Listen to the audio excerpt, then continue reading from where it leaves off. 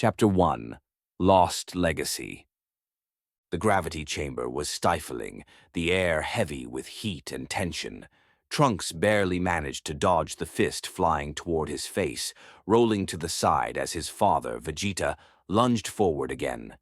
His movements were sharp, precise, nothing like Trunks' own inexperienced dodges. He was fast, sure, but fast wasn't enough. "Pathetic," Vegeta spat, his voice cutting through the low hum of the chamber. "You think being able to go Super Saiyan makes you special, that it gives you an excuse to be sloppy. As it stands now, you are far from worthy of this form." Trunks gritted his teeth, rising to his feet as he wiped a trickle of sweat from his golden brow. The intensity of the chamber's artificial gravity pressed down on him, turning every motion into a struggle despite his enhanced strength. "I'm trying," he said, the defiance in his voice betrayed by the exhausted heaving of his chest. "Trying isn't good enough," Vegeta snarled, closing the distance between them in an instant. Trunks barely had time to block before his father's knee connected with his gut, sending him flying across the room. He crashed into the wall, the impact jarring but not unfamiliar. His golden hair deflated to its natural lavender state as he struggled to maintain his consciousness.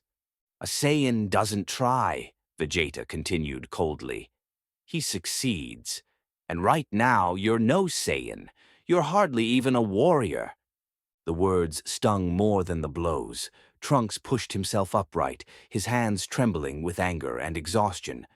"If I'm so pathetic, why even bother training me?" he snapped, his voice cracking. Vegeta's eyes narrowed, and for a moment, Trunks thought he'd gone too far. But instead of lashing out, Vegeta turned his back to him. "Because you're my son, and you carry the pride of the Saiyan race on your shoulders." Trunks' breath caught in his throat. He wanted to argue, to push back against the weight of his father's expectations, but the words wouldn't come. Instead, he watched as Vegeta deactivated the gravity chamber, the oppressive weight lifting as the hum of the machinery faded. "We're done for today," Vegeta said, his tone final. Without another word, he started for the chamber's exit. Seeing his father turn his back on him fueled Trunks with the last bit of rage he needed to assert the thought he'd been withholding for so long.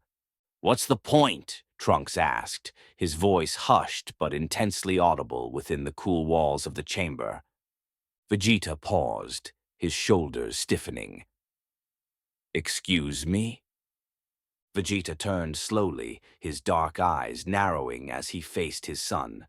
Trunks could feel the weight of his father's scrutiny, like gravity pressing down on him, even outside the chamber's influence. "What's the point of all this?" Trunks repeated, louder this time, his voice brimming with rising insubordination and tangible anger. "What's the point of carrying Saiyan pride if there's no one left? No kingdom, no people, it's just us. Goten and Gohan don't even care about being Saiyan. So why should I?" Vegeta's expression darkened, his brow furrowing deeply. "Watch your tongue, boy," he said, his voice low and dangerous. "You think that excuses you? You think our heritage means nothing because there's no one left?" Trunks crossed his arms, his frustration bubbling over. "You talk about pride and heritage, but what does it even mean? What's the point of me being the prince of all Saiyans if there's no one to rule? It's just words, titles." "The prince of all," Vegeta trailed off, taking a moment to process what he had just heard. "Where and when, in your infantile mind, could you have possibly received that title?" Trunks struggled to comprehend the question, the answer to which seemed so obvious that he hesitated with his response.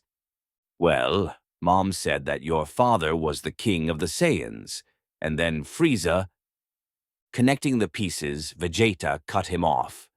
"Wrong, boy." He stepped closer, his presence looming.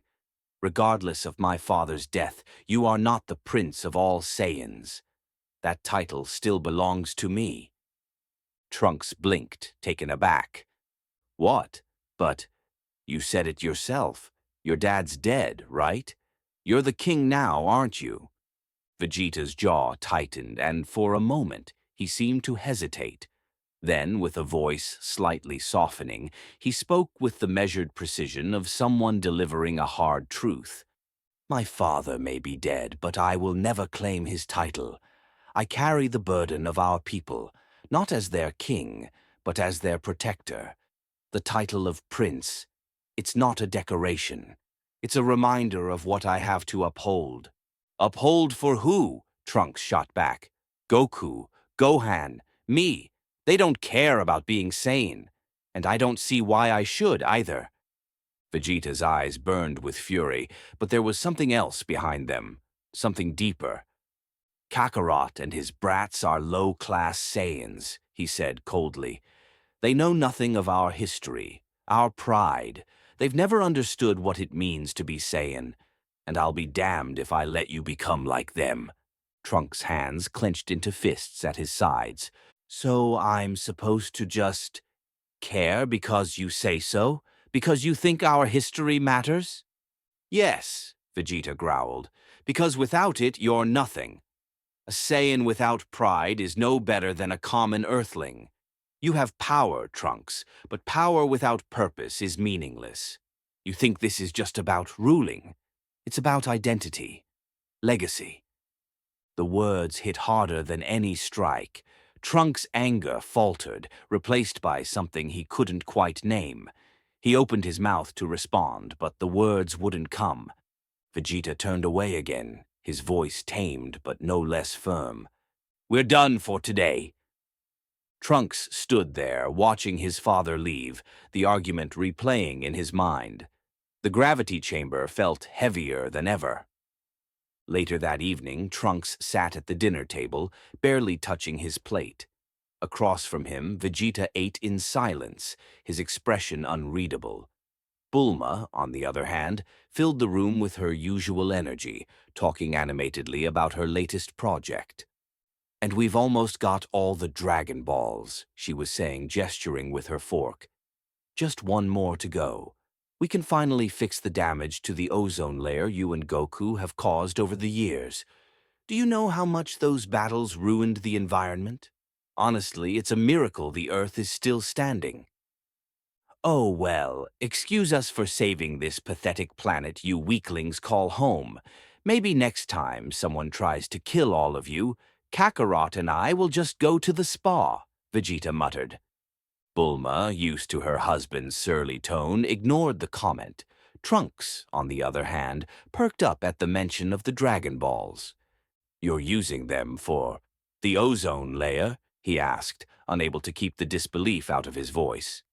Of course, Bulma replied, giving him a curious look.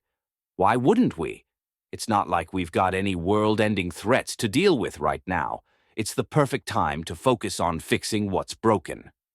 Trunks glanced at his father, expecting some sort of reaction, but Vegeta said nothing.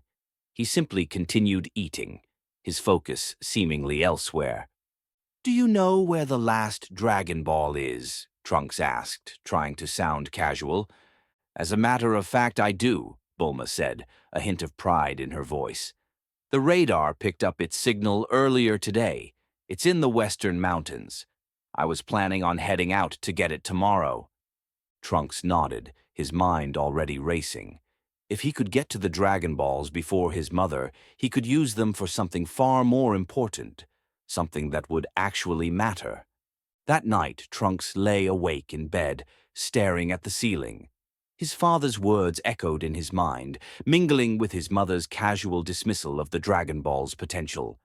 A Saiyan prince doesn't try, he succeeds. But how could he succeed when there was nothing left to fight for? No kingdom to protect?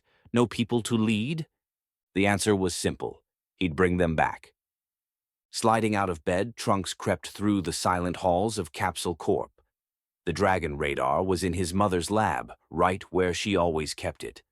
The room was dark, save for the faint glow of the machinery. Trunks hesitated for a moment, his hand hovering over the radar. If he got caught... No, he couldn't think like that. Saiyan princes didn't hesitate. Grabbing the radar, he tucked it under his arm and slipped out of the lab, his heart pounding in his chest. Outside, the night was cool and quiet.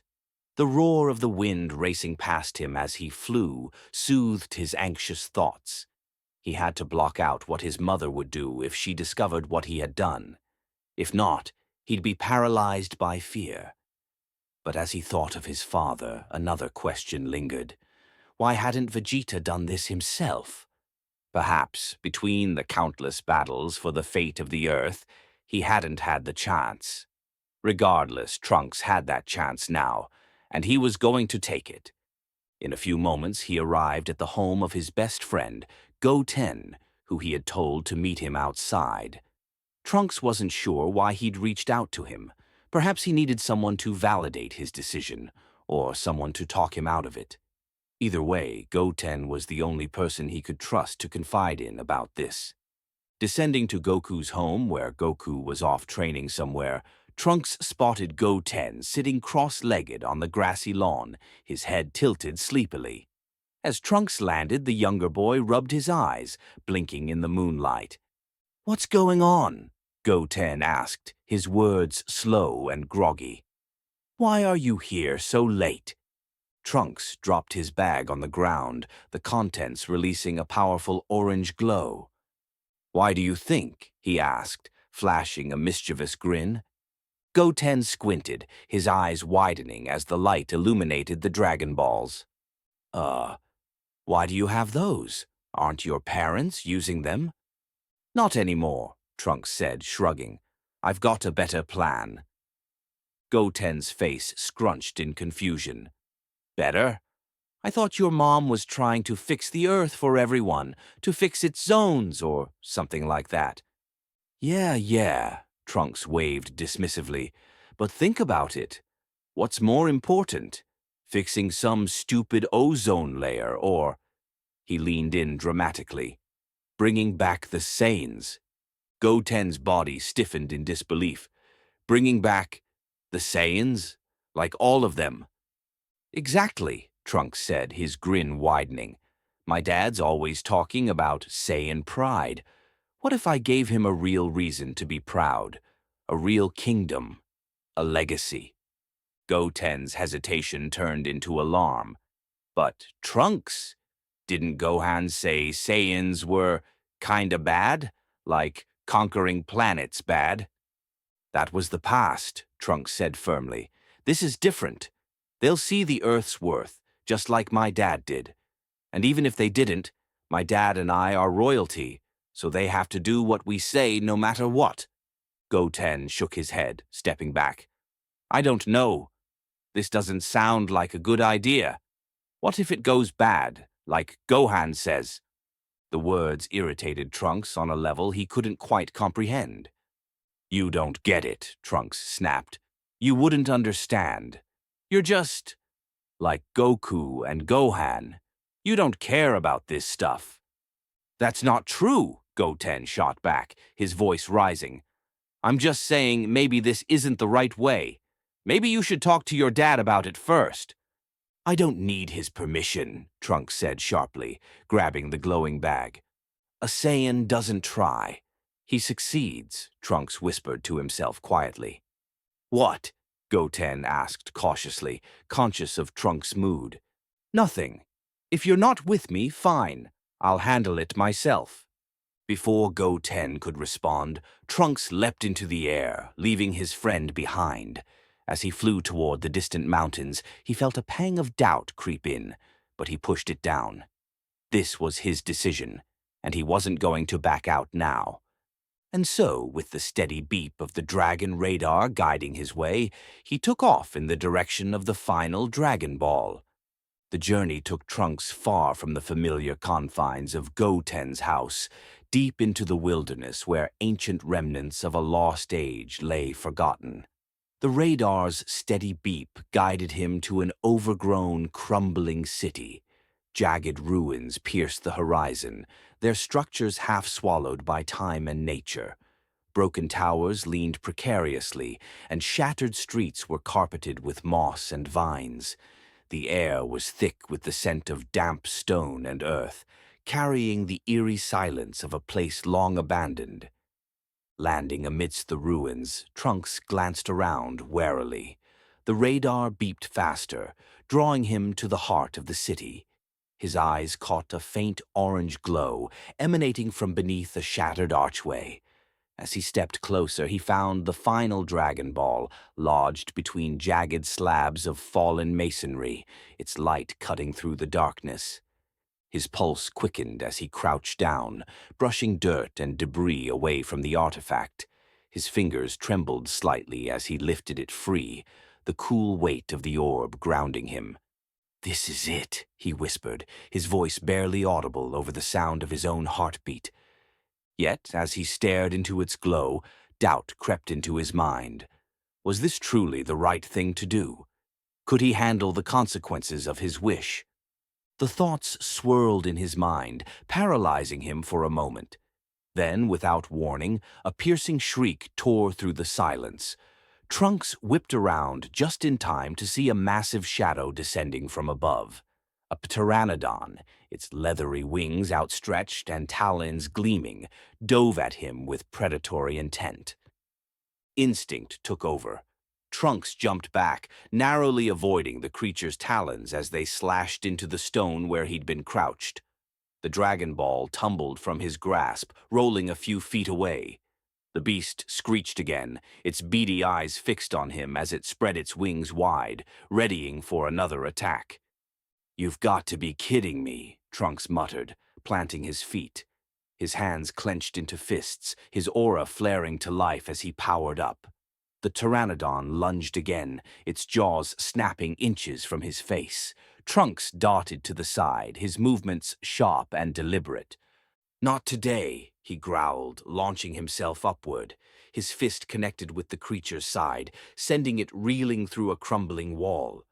The pteranodon let out a guttural cry, shaking off the impact before charging at him once more. Trunks met it head-on, weaving through its attacks with precision. A well-placed kick sent the beast crashing to the ground, its wings crumpling under its weight. Breathing heavily, Trunks landed beside the fallen creature. It let out one final shriek before slumping motionless. The adrenaline still coursing through his veins, he turned back to the Dragon Ball, which lay undisturbed amidst the rubble. Picking it up, the adrenaline from his brief bout still coursing through his veins, he felt a renewed sense of resolve. "No more doubts," he said firmly, clutching the glowing orb. "I know what I have to do." Without hesitation, Trunks set the Dragon Ball alongside the others he'd brought with him. The city's eerie silence returned as he raised his hands, summoning Shenron. The words came easily, filled with purpose. The sky above darkened, clouds swirling as the eternal dragon emerged in a flash of light. Shenron's massive form spiraled into the sky, his massive green scales catching the moonlight and projecting an ominous viridian glow. "State your wish," Shenron intoned, his voice rumbling like the distant roll of thunder. Trunks' chest tightened as he stepped forward, his breath catching as he took in Shenron's massive presence. A moment of hesitation passed, the weight of the dragon's gaze pressing on him. With a deep breath, he steadied himself and summoned his courage. "I wish to bring back the Saiyan race."